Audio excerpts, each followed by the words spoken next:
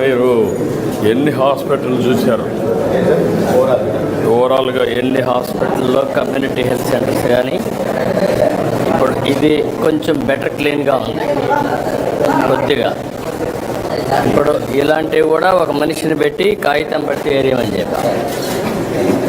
Service ప్రొవైడర్కి చెప్పాలి ఆ పని కూడా. ఒకసారి విజిట్ చేస్తాం సార్. ఇది కూడా నమస్కారం.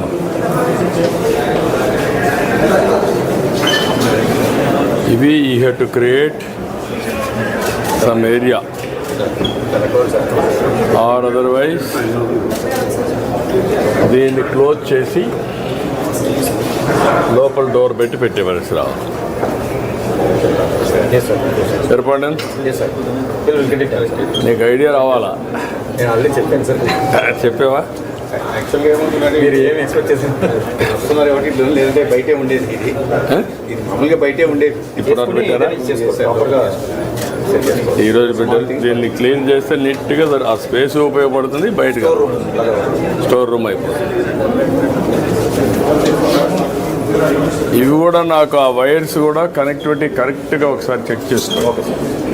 మినిమం ఎక్స్పెండిచర్తో మ్యాక్సిమం పనులు అయిపోతాయి. అది where we have to do. అన్నీ అవుట్ సోర్సింగ్ కాబట్టి పర్ఫెక్ట్గా చేయాలి. ప్రైవేట్ హాస్పిటల్తో సమానంగా ఉండాలి. వచ్చిన దానికి మినిమం ఎక్స్పెండిచర్ వస్తుంది. 1 monthకి ఒకసారి నేను మన మీటింగ్ మిమ్మల్ని పెట్టాము.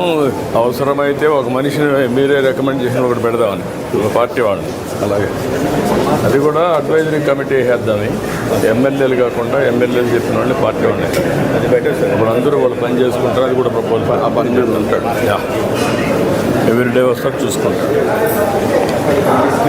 నమస్కారం అమ్మా. నమస్తే అమ్మా. ఏమో బాగున్నారా? లేమ్మా. ఏం చదువుతున్నామ్మా? 8th class. నమస్కారం అమ్మా. ఏం చదువుతున్నావమ్మా? 9th క్లాస్ అమ్మా. ఓకే. నువ్వేం చదువుతున్నావమ్మా? 10th class. నువ్వమ్మా? 10th. వద్దమ్మా తల్లి వద్దమ్మా. రండి.